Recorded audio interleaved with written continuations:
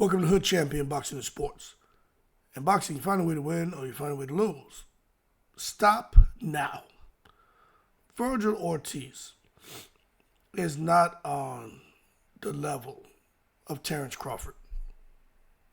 He's not on the level of Canelo. And he's not on the level of David Benavidez. Y'all got to get over this crap. I can't take it. Next person come out here talking to me about Vergil Ortiz and how Vergil Ortiz, Terrence Crawford, Canelo, and Benavidez are the four faces of boxing. Hey, to that I say, in the most respectful way, to hold your horses and stop taking it to the stupid. Let's just be real. First of all, like and subscribe to the channel. Leave that donation for that fried rice and chicken wings. Let's understand something, right? Vergil Ortiz is getting ready to face Madrimov in February. I am so glad that fight is happening. So glad. Because once Madrimov puts the beans on Vergil Ortiz and knocks his ass out cold, I don't have to hear this bullshit anymore. Now, I like Vergil Ortiz. I respect Vergil Ortiz. But the Vergil Ortiz fans are delusional.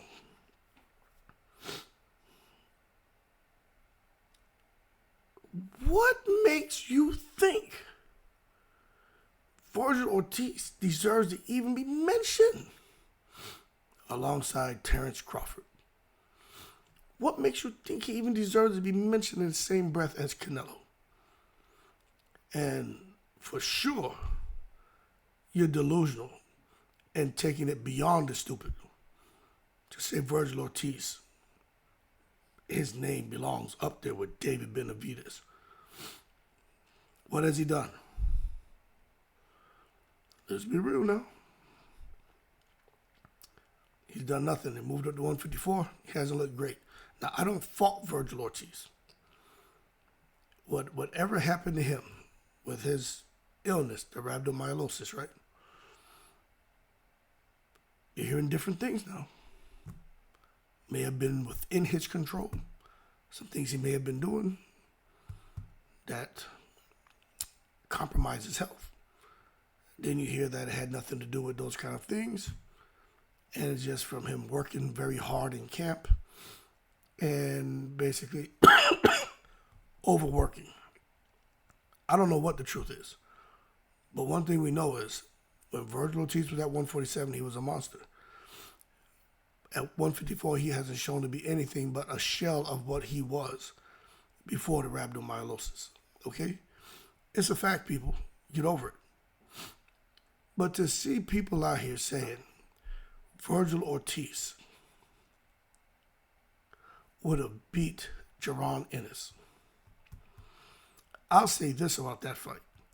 I think it would have been a very good fight because of how Jaron looked against Evanesian and how he looked against Chikadzian. But then even Boots said, hey, tough to get motivated for guys like that, especially Chikadzian. He just went in there and did what he had to do. I think he would have approached Vergil a little differently. But one thing about Vergil Ortiz, he's going to step to you. And Vergil Ortiz is not Chikadzian. He is not Evanesian. But at the same time, the guys who Vergil Ortiz fought at 154, the first two fighters, aren't even on the level of a Chikadzian or Evanesian. Okay? So let's just be real about that. And then when he fought Bohachuk beat him. I don't care what no one says. Bohachuk beat him. So to see that Vergil Ortiz, for some people, is being mentioned as one of the four horsemen of boxing, I don't see how you come up with that. Because I'm telling you, he's not going to beat Madrimov. That being said, when you look at Terrence Crawford and what he's done and the position he's in right now, Vergil Ortiz still has a long way to go to where he should even think about mentioning his name with the likes of a Terrence Crawford. There is no comparison, man. None at all. Say what you want about Terrence Crawford. Whether you think the Madrimov fight was too close, whether you think he got hit with some shots he shouldn't have got hit with, or even whether you think he lost. Terrence Crawford's performance against Madrimov was much better than Vergil Ortiz's performance against Bohachuk. And Madrimov, in my opinion, is a more deadly fighter at 154 than Bohachuk is. Now, Bohachuk is a problem. Don't get me wrong.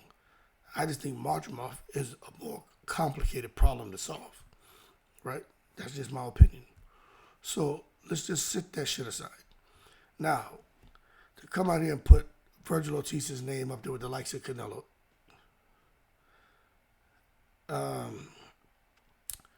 let me tell you something. Don't make me jump in a river of man-eating crocodiles butt naked and try to swim across.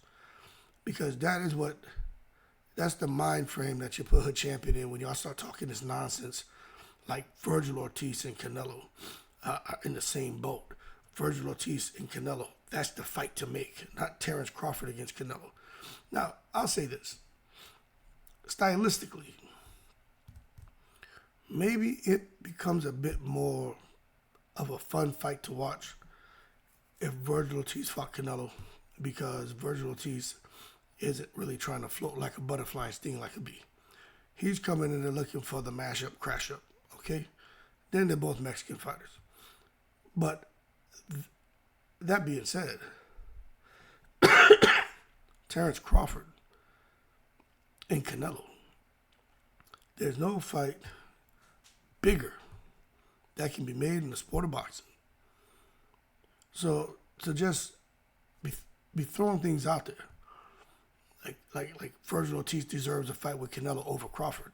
I mean, you gotta do a better job explaining why you make a statement like that, because he hasn't earned a fight of that magnitude. But if you just say, to see two guys get in there and go at it, you would think the Vergil Ortiz Canelo fight would be a better fight than Crawford and Canelo. Because Crawford's not gonna sit there and go toe to toe. He ain't doing that shit. He's gonna box intelligently. And for those of you out there who are Crawford fans, Crawford will turn into a boxer runner if he has to. Now, for those of you who are saying, Hood Champion, man, Crawford's not a boxer runner, man. Crawford's a fighter. He's a scrapper. He's a real dog. I don't disagree with you. But at the same time, I don't see how you could disagree with me when I say if Terrence Crawford has to be a boxer runner, he will become a boxer runner. You know how come I know that? Not because I've seen him run in a fight. Because he condones Shakur Stevenson's performances. And says, do what you have to do to win, as long as you win. And F the fans and F the critics. Crawford has that same mentality, people. It just so happens that Crawford hits harder. He has a better IQ, and Crawford can fight you. But if Crawford gets himself in a situation where he feels like, okay, somebody bringing some heat in here, he is not going to stand there in the line of fire. He's going to box. He's going to move around. He may even run. But at some point in time in the fight, that switch goes off in Crawford's head where he sees, okay, now I'm seeing some opportunities to open up offensively and let go of some power shots. And that's normally what happens in a Terrence Crawford fight. With Madrimov, you saw he was being very careful because Madrimov was bringing that heat.